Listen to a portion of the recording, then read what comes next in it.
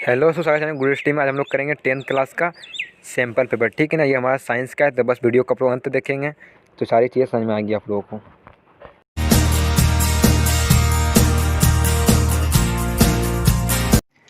पहला प्रश्न बोल रहा है, निम्नलिखित में से कौन सा लेंस का आवर्धन एम होता है? यू बाई भी, यू भी, यू प्लस भी, हमारा भी बाई यू। तो क्या होगा वन का राइट आंसर? हमारा वन का राइट आंसर यहाँ से डी नंबर होता है। ये हमारा सैम्पल पेपर है 10th क्लास का। निम्नलिखित में से कौन सा नेत्र का रंगीन भाग होता है? कॉर्निया, रेटिना, परितारिका, पुतली। तो टू का हमारा यहाँ से राइट आंसर पता क्या होगा आप लोगों को?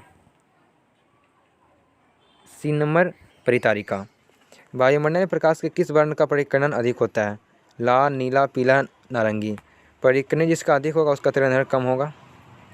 तुम्हारा लाल तो कभी होगा नहीं, और सबसे कम तिरंधर होगा हमारा नीला का, तो उसी का अधिक परिकर्णन होता है। हमारा बी नंबर यहाँ से राइट आंसर। प्रकाश की किस घटना से सूर्य हमें वास्तविक सूर्योदय से लगभग 2 मिनट पूर्व दिखाई देने लगता है? परावर्तन, परिकर्णन, वायुमंडल आवर्तन, वायुमंडल आवर्तन एवं परिकर्णन दोनों। तो 4 का जो लोग आंसर करेंगे वो लोग का तैयारी हमको लगता है पूरी हो चुकी होगी अब लोग।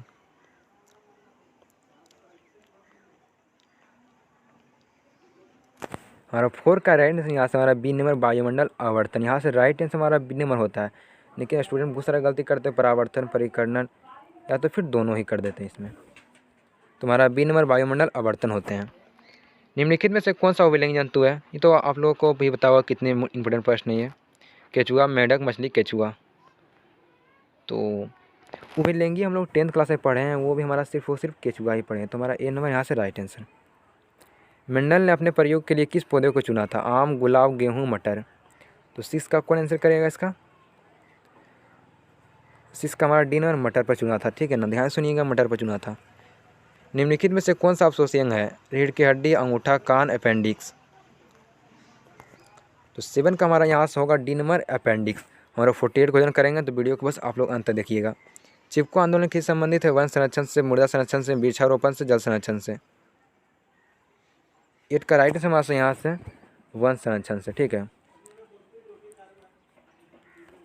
और चिपको आंदोलन कहाँ से शुरुआत हुआ था आप लोगों को पता है? ये हमारा उत्तराखंड से शुरुआत हुआ था। इसको शुरुआत करने वाला हमारा था अमृता देवी बिश्नोई था, ठीक है। आधुनिक आवर्त सारणी के अनुसार तत्वों का गुण धर्म निम्नलिखित में से किस आवर्त फलन होते हैं? परमाणु द्रव्यमान के, परमाणु संख्या के, घनत्व के, परमाणु आकार के। तो आधुनिक बोल रहा है, ध्यान सुनिए, आधुनिक बोल रहा है। तो हमारा क्या होगा? बी नंबर, परमाणु संख्या पे। अगर आप लोगों को स्लो दिख लग रही है वीडियो, तो आप लोग वीडियो का स्पीड बेसी कर सकते हैं। 10 का हमारा आधुनिक आवर्त सारणी में क्षैतिज कतारों के निम्न में से क्या कहलाती है? तुम्हारा क्या होगा? आवर्त होगा, समूह होगा, कोष होगा, इनमें से कोई नहीं। 10 का राइट आंसर है हमारा ए नंबर, आवर्त कहते हैं। क्षैतिज कतारों का आवर्त कहते हैं, ठीक है ना। ये हमारा क्षैतिज के बांटते हुए और ये हमारा कोष हुए, ठीक है। लोहे के फ्राइंग पैन पर लगाए जंग को बचाने के लिए इनमें से कौन सी विधि को उपयुक्त है? ग्रीस लगाकर, पेंट लगाकर, जिंक की परत चढ़ाकर, इनमें से कोई भी। तो क्या होगा? लोहे के फ्राइंग पैन, यहाँ पर थोड़ा सा आप लोगों को दिखने में कठिनाई होता होगा। लोहे के फ्राइंग पैन में जंग से बचाने के लिए, ठीक है ना, जंग से बचाने के लिए हम कांची का उपयोग करेंगे। तो क्या होगा? पेंट लगाकर, जिंक की परत चढ़ाकर, ग्रिल लगाकर, इनमें से सभी। तो आप लोगों को पता होगा डी नंबर, इनमें से सभी। निम्नलिखित में से किस धातु को चाकू से आसानी से काटा जा सकता है? Sodium, magnesium, aluminium, copper. देखिए, ये तो चाकू से आसानी से काटा जा सकता है, हम लोग का पता है आप लोगों को। सोडियम को, लिथियम को और पोटेशियम को। यहाँ सुनिए, आप लोगों को ये पता होगा कि सोडियम काट सकते हैं, लेकिन लिथियम को भी काट सकते हैं और पोटेशियम को भी, ठीक है। आयोडीन की कमी से कौन सा रोग होता है? घेगा, मधुमेह, स्कर्वी, एड्स। आयोडीन की कमी से बोल रहा है, तुम्हारा क्या होगा? ये नंबर यहाँ से राइट आंसर, घेगा। इनमें से कौन सा पिट्यूटरी ग्रंथियों को निकालने वाला हार्मोन है? वृद्धि हार्मोन, थायरोक्सिन, एंड्रोजन, इंसुलिन। तो 14 का हमारा राइट आंसर यहाँ से क्या होगा? ए नंबर, वृद्धि हार्मोन। पिट्यूटरी ग्रंथियाँ याद रखिएगा हमेशा निकलती हैं वृद्धि हार्मोन, ए नंबर राइट आंसर। अमीबा में अलैंगिक जनन से किस विधि द्वारा होता है? मुकुलन होगा, विखंडन होगा, बीजाणु जनन होगा, इनमें से कोई नहीं। सॉरी, इनमें से सभी। तो 15 का बी नंबर होता है, विखंडन से होता है। अमीबा में अलैंगिक जनन बोल रहा है, अलैंगिक जनन हमारा विखंडन से होता है। फूल का कौन सा भाग फल में बदलता है? बीजांड, अंडाशय, स्त्रीकेसर, पुंकेसर। तो क्या होगा इसका राइट आंसर हमारा सिस्टीन का तो होगा बीजांड होगा, ठीक है ना, डी नंबर बीजांड, या तो इसे अंडाशय भी कहते हैं। तो सिस्टीन का हमारा दोनों दिया हुआ यहाँ पर, तो हमारा क्या होगा सी नंबर होगा, अंडाशय होगा, सॉरी सिस्टीन का आप लोग कर लीजिएगा, अंडाशय होगा, ठीक है, मैंने गलती से बोल दिया बीजांड को। जब पश्चिम की ओर प्रक्षेपित कोई धनावेशित कण अल्फा कण इस चुंबकीय क्षेत्र द्वारा उत्तर की ओर विक्षोभित हो जाती है तो चुंबकीय क्षेत्र की दिशा होती है दक्षिण की ओर, पूर्व की ओर, अधोगामी, ऊपरमुखी। तो 17 का आप लोग वीडियो को रोक के भी देख सकते हैं, अच्छे से पढ़ भी सकते हैं। तो हमारा क्या होगा 17 का डी नंबर ऊपरी मुखी होता है, ऊपरी मुखी। यार ये तो प्रश्न नहीं दिख रहा है आप लोग सही से, चलिए मैं इसे बोल देता हूँ। हमारी घरों में विद्युत आपूर्ति की जाती है वह, ध्यान सुनिएगा, हमारी घरों में जो विद्युत आपूर्ति की जाती है वह, तो क्या होगा 220 वोल्ट प्रतिदिश धारा। तो 12 वोल्ट तो ये तो होगा ही नहीं भाई साहब, तो आप लोग इसका कर सकते हैं, कोई हार्ड प्रश्न ये नहीं है। और इसमें सिर्फ और सिर्फ आप लोग को ये समझना है जिस धारा और प्रत्यावर्ती धारा, प्रत्यावर्ती धारा जो हमारे आते हैं ट्रांसफार्मर से, ठीक है ना, तो ये हमारा यहाँ से सी नंबर राइट आंसर यहाँ से होता है 220 वोल्ट और प्रत्यावर्ती धारा। और इसको मैं समझेंगे प्रश्न को, दिश धारा क्यों नहीं हो रहा, दिश हम प्राप्त करते हैं इन्वर्टर से और बैटरी से, तो हमारा बैटरी तो चलता है हमेशा नहीं, तो हमारा प्रत्यावर्ती धारा आता है, हमारी घरें आपूर्ति होती है, आपूर्ति बोल रही है, तो ये प्रत्यावर्ती धारा होगा। आप लोग दिश धारा में गलती मत कीजिएगा। और बाकी तो 12 वोल्ट तो ये सब छोड़ो आप लोग। गर्म जल प्राप्त करने के लिए हमें सौर ऊर्जा जल तापक का उपयोग नहीं कर सकते हैं, धूप वाले दिन में, बादलों वाले दिन में, गर्म दिन में। तो बहुत ईजी प्रश्न है। तो हमारा क्या होगा बिना बादलों वाले दिन में, क्योंकि इसे गर्मी चाहिए, तो हमें धूप दिमाने गर्मी तो मिलेगी ही और गर्म दिन में भी गर्मी हमें मिलेगी, लेकिन हमें इसमें गर्म जल प्राप्त नहीं कर सकते, वो है बादलों के दिन में, ठीक है। तो हमारा बी नंबर यहाँ से राइट आंसर। इनमें से कौन सा ऊर्जा का, अगला प्रश्न, इनमें से कौन सा सौर ऊर्जा का व्युत्क्रम नहीं है, कौन सा जो ऊर्जा है जो हमारा सौर ऊर्जा का व्युत्क्रम नहीं है, तो भूतापीय ऊर्जा, पवन ऊर्जा, नाभिकीय ऊर्जा, जय मात्रा। इसका राइट आंसर कीजिए। अभी तक आप लोग लाइक नहीं किए तो लाइक कर दें और चैनल को जरूर सब्सक्राइब कर लें, क्योंकि आपको 10th क्लास के यहाँ पर लगातार वीडियो मिलते रहते हैं। तो इसका राइट आंसर हमारा यहाँ से सी नंबर होगा, नाभिकीय ऊर्जा। व्युत्क्रम नहीं बोल रहा है, ठीक है ना, किसका नहीं बोल रहा है, हमारा सौर ऊर्जा का। दर्पण के सामने किसी भी दूरी पर स्थित वस्तु का प्रतिबिंब सीधा होता हुआ दर्पण कहलाता है। केवल समतल, केवल अवतल, केवल उत्तल, या तो समतल अथवा उत्तल। तो हमेशा बोल रहा है ना, यस हमेशा बोल रहा, तो हमारा क्या होगा ए नंबर समतल में। किसी कार का अग्रदीप में प्रयुक्त दर्पण निम्नलिखित में से कौन सा होता है, तो अग्रदीप बोल रहा है, मतलब जो हमारा लाइट होता है उसमें, लाइट में बोल रहा है, हमें पार्श्व दृश्य में नहीं बोल रहा है, पीछे देखने के लिए नहीं बोल रहा है। तो क्या होगा ये नंबर अवतल दर्पण। अवतल दर्पण क्यों लगाया जाता है, क्योंकि वह किरण को फैलाता है। 23 नंबर प्रश्न, निम्नलिखित में से किसका आवर्तक सबसे अधिक होता है, वायु का, बर्फ का, कांच का, हीरा का। तो यहाँ से हमारा राइट आंसर हो रहा है डी नंबर हीरा का, और सबसे कम बोले तो वायु का। लास्ट से जो ही रहेगा हम लोग करेंगे 48 क्वेश्चन। निम्नलिखित में से किस लेंस के अभिसारी लेंस कहते हैं, अभिसारी जो किरण को एक जगह करता है, ठीक है ना, चारों तरफ से ला के ये किरण एक जगह करेगा, तो ये करता है हमारा, कौन करता है, उत्तल लेंस, अवतल लेंस, उत्तल और अवतल लेंस दोनों बाईफोकल लेंस। तो हमारा ए नंबर उत्तल लेंस करता है। निम्नलिखित में से कौन सा गैस चूने पानी को दुर्जय कर देता है, तो क्लोरीन, सल्फर, ये हमारा CO2, कार्बन डाइऑक्साइड, ये हमारा फिर O2 ऑक्सीजन। तो ये प्रश्न हम लोग 8 से ही पढ़ते आ रहे हैं, तो मुझे नहीं लगता कोई बच्चा इसमें गलती करेगा। सी नंबर CO2। टार्टरिक अम्ल निम्नलिखित में से किसमें पाया जाता है, टमाटर में, संतरा में, सिरका में, इमली में। इसका आंसर कीजिए। तो सी नंबर यहाँ से सिरका में। जिप्सम का रासायनिक सूत्र होता है CaSO4 इंटू हाफ H2O, या फिर CaSO4 इंटू 2H2O, या फिर CaSO4 इंटू 10H2O, या फिर इनमें से कोई नहीं है। तो इसका राइट आंसर यहाँ से बी नंबर होता है, लेकिन इसमें एक शर्त है, अगर बी नंबर यहाँ पर ऑप्शन नहीं दिया रहता तो हमारा ए नंबर यहाँ से सही हो जाता, ठीक है ना। ध्यान दीजिएगा, जो भी रहे आंसर में अगर दोनों रहे तो हमारा बी नंबर यहाँ से राइट आंसर।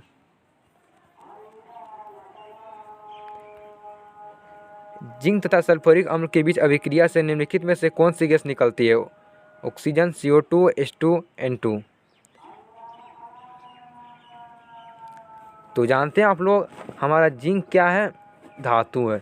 और सल्फ्यूरिक अम्ल क्या है? एक अम्ल है। तो अगर दोनों का अभिक्रिया कराएंगे तो कौन सी गैस निकलेगी? हमारा निकलेगी H2 हाइड्रोजन निकलेगी। अमीबा अपना भोजन कैसे पकड़ता है? स्पर्शक द्वारा, जीभ द्वारा, कुटपाद द्वारा, मुंह द्वारा। तो जानते होंगे आप लोग अमीबा किसके द्वारा पकड़ता है भोजन? तो सी नंबर, कुटपाद द्वारा। कौन सा एंजाइम वसा पर क्रिया करता है? Pepsin, trypsin, lipase, amylase. तो 13 का हमारा राइट आंसर यहाँ से सी नंबर, लाइपेज। किस प्रकार के श्वसन से अधिक ऊर्जा मुक्त होती है? व्यायवीय श्वसन, अव्यायवीय श्वसन, ए और बी दोनों, इनमें से कोई नहीं। तो जिसमें हमें ऑक्सीजन की आवश्यकता पड़ती है उसे कहते हैं वायवीय श्वसन, इसमें से हमें अधिक ऊर्जा मुक्त होती है। अगला प्रश्न मछली का श्वसन अंग है? ट्रेकिया, गिल्स, त्वचा, फेफड़ा। ये सारे प्रश्न एग्जाम में, जब से बिहार बोर्ड का एग्जाम स्टार्ट हुआ है ना, ये सब प्रश्न मंडराते रहते हैं, कब आए कब आए। तुम्हारा क्या होगा? B number, gills. और स्टोमाट के खुलने और बंद होने की क्रिया को कौन नियंत्रित करता है? द्वार नलिका, सहचर नलिका, चयी नलिका, मूलरोम। तो स्टोमाट को खुलने और बंद करने की क्रिया को नियंत्रित करता है हमारा ए नंबर, द्वार नलिका है ना, कोशिका है, सॉरी कोशिका है। इनमें से कौन सा वृक्क का स्नात्मक में क्रियात्मक इकाई? न्यूरॉन, नाफ्रेन, ग्लोमेरुलर और निलय। जानते होंगे ये प्रश्न कितने बार एग्जाम में आ चुके हैं। तो क्या होगा? नाफ्रेन होगा, बी नंबर। मानव का प्रमुख उत्सर्जनीय अंग निम्न में कौन सा है?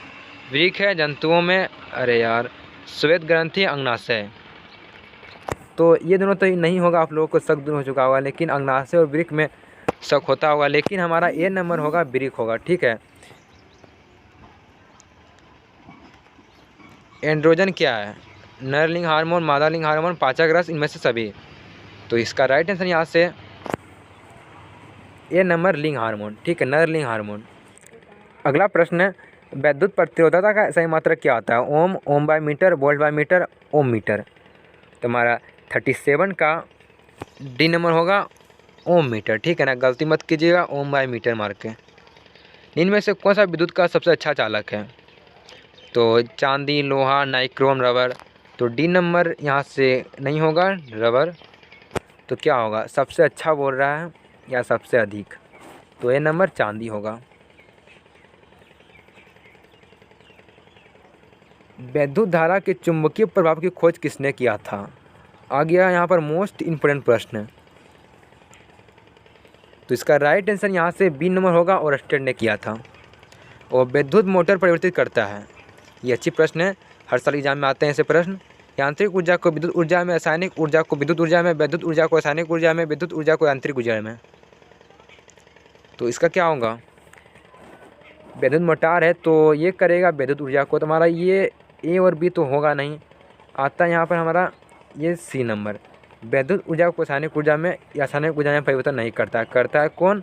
विद्युत ऊर्जा को यांत्रिक ऊर्जा में। ठीक है। निम्नलिखित में से कौन सबसे अधिक अभिक्रियाशील धातु है? Aluminium, zinc, ferrous, magnesium. Sorry यहाँ पर कम है, तो क्या होगा? C number, ferrous. अगला प्रश्न, कार्बन की परमाणु संख्या क्या है? 6, 8, 9 और 11। तो ए नंबर हमारे यहाँ से हो रहे हैं 6। चलिए अगला प्रश्न बढ़ते हैं। असंतुलित हाइड्रोकार्बन जिनमें कार्बन कार्बन परमाणुओं के बीच त्रि आबंध होते हैं, ध्यान सुनिएगा, त्रि आबंध बोल रहे हैं। तो क्या होगा? वो एल्केन होगा, एल्काइन होगा, एल्किन होगा, इनमें से कोई नहीं होगा। तो हमारा बी नंबर होगा, एल्काइन। ठीक है। एथेनॉल का क्रियाशील मूलक का सूत्र है, बहुत ही इंपॉर्टेंट प्रश्न है हमारे। एथेनॉल का बोल रहा है तो बॉन्ड OH होगा। ठीक है ना, OH। ये हमारा अल्कोहल इसी से बनता है और बहुत सारे पदार्थ इससे बनते हैं। तो ए नंबर यहाँ से OH। जब किसी अभिक्रिया के समय किसी पदार्थ में ऑक्सीजन का वृद्धि होती है तो निम्नलिखित में क्या कहा जाता है? उपचयन, अपचयन, संचयन, इनमें से कोई नहीं। तो ये प्रश्न बहुत ही इंपॉर्टेंट प्रश्न है। तो ऑक्सीजन की वृद्धि बोल रही है तो आप लोगों को पता है, उसे कहते हैं हम लोग उपचयन। या तो इसे ऑक्सीकृत भी रहता है यहाँ पर तुम्हारा होता वो उपचयन।